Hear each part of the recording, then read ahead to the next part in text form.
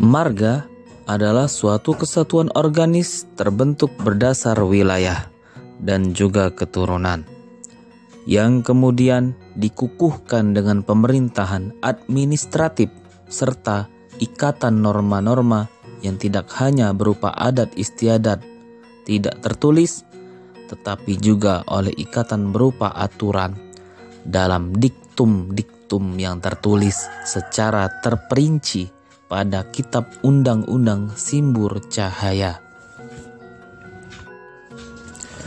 Marga secara fungsional memainkan peranan yang sangat penting bagi kehidupan dan sejarah peradaban masyarakat di Sumatera Selatan. Secara tradisional, marga merupakan institusi tertinggi kemasyarakatan setelah lembaga keluarga, kampung, dan dusun. Marga dipimpin oleh seorang tokoh yang pada umumnya dikenal dengan sebutan Pasirah. Pada tahun 1887, pemerintah kolonial Belanda mengeluarkan kebijakan tentang aturan pajak bagi penduduk pribumi, khususnya di pedalaman Palembang. Melalui Statblad nomor 197 tahun 1877, pemerintah kolonial Belanda menghidupkan kembali pungutan pajak seperti yang pernah ada pada masa Kesultanan. Dalam kebijakan tersebut, yang menerima pajak adalah kepala-kepala marga, dusun, dan kampung. Pajak dipungut dari semua laki-laki pribumi yang telah dewasa, minimal berusia 16 tahun, dan sudah berumah tangga. Dari pajak yang dipungut itu, para pasirah dan perwatin masing-masing mendapat 2/5 bagian, sedangkan penggawa mendapatkan 1/5 bagian. Dengan demikian, pemasukan sebesar itu adalah suatu lonjakan penting bagi pemasukan seorang pasirah. Perlu diketahui, untuk kepentingan pemungutan pajak itu, pemerintah Belanda menetapkan bahwa semua marga harus terdiri dari 1.200 sampai 2.000 orang wajib pajak dan wajib kerja. Akibat lebih jauh dari ketetapan itu adalah banyak marga yang dipecah dan atau digabungkan dengan marga-marga lain yang menjadi sebuah marga baru. Yang tersisa sebagai kesatuan masyarakat genealogis hanya dusun, dan sudah pasti pula adalah kampung-kampung. Untuk contoh penggabungan marga dapat dilihat pada pembentukan marga Ranau. Marga ini adalah gabungan marga-marga yang terdapat di sekitar Danau Ranau. Marga Pematang Ribu, marga Warkuk, marga Banding Agung, dan marga Kiwis adalah nama-nama marga yang digabungkan itu.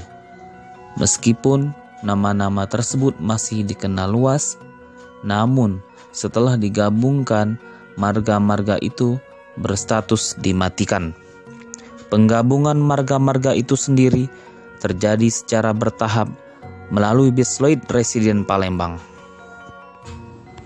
Sumber ini diambil dari Suluh Marga nomor 2/11 tahun 1941, titik 2 Memori Timbang Terima, 1954 halaman 4. Dari hasil penelitian Giron Vitters dan Mestika Z dapat diketahui penyusutan jumlah marga yang ada. Pada tahun 1870 masih terdapat sejumlah 222 marga, sedangkan pada 1910 jumlah itu telah berkurang menjadi 180 marga. Selain terjadi pembentukan kesatuan masyarakat teritorial, Penggabungan tersebut juga memaksa persaingan potensial yang dapat mengarah kepada konflik politik tingkat lokal antar bekas pasirah berikut para pendukung masing-masing dari marga-marga yang ada sebelum penggabungan. Menurut Zanibar tahun 1958, nama marga kebanyakan diambil dari nama puyang marga tersebut, seperti marga Proatin 5. Ada pula nama marga yang diambil dari nama daerah yang memiliki ciri khas. Dalam hal ini, nama marga Ranau diambil dari nama danau yang terletak di salah satu daerah di dalam marga tersebut. Danau itu adalah Danau Ranau. Menurut Maliki tahun 1954, beliau mengatakan bahwasannya istilah Ranau berasal dari kata reranau, yaitu nama sejenis tumbuhan yang banyak terdapat di sekitar danau tersebut. Akibat pengucapan bertahun-tahun, nama reranau berubah menjadi Ranau.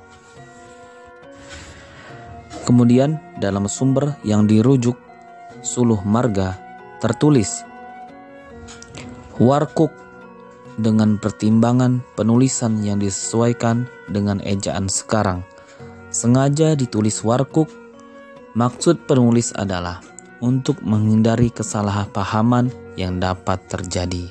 Sebab dalam beberapa sumber yang tertulis justru bukan seperti itu. Dalam Memori Timbang Terima tahun 1954 ditulis Warku.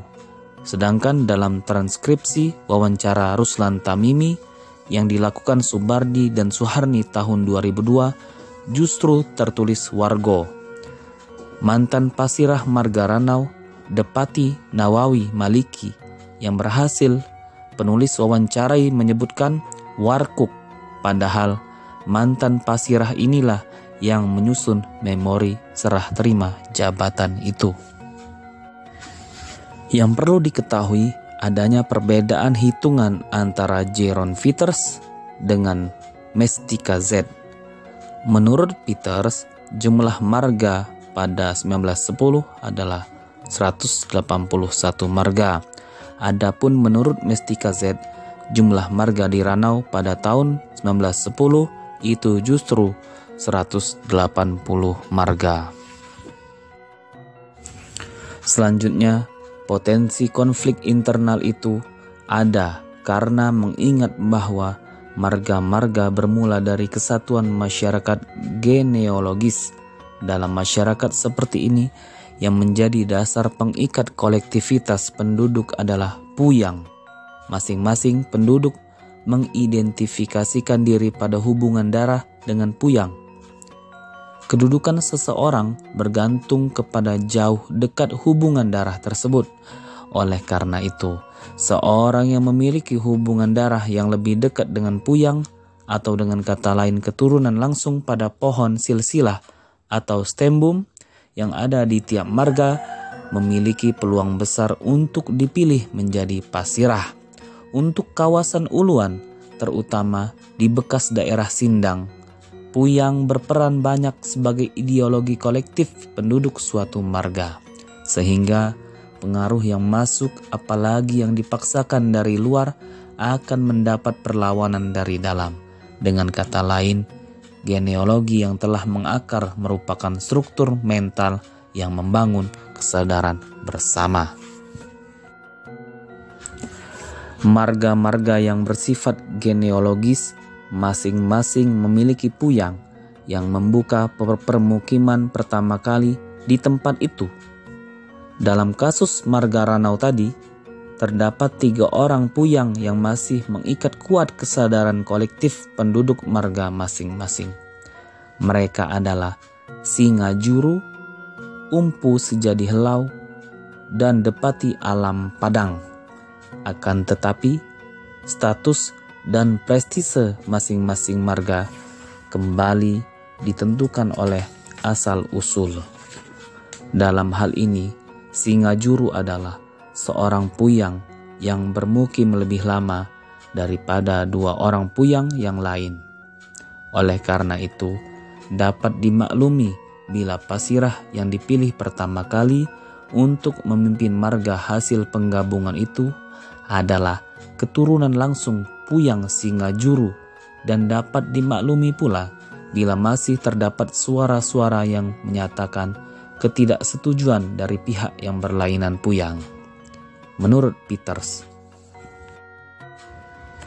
Nah, demikianlah sejarah singkat tentang penggabungan marga-marga di Ranau. Apabila ada kesalahan, kami mohon maaf, dan kepada Allah kami mohon ampun. Kami pamit undur diri. Assalamualaikum warahmatullahi wabarakatuh.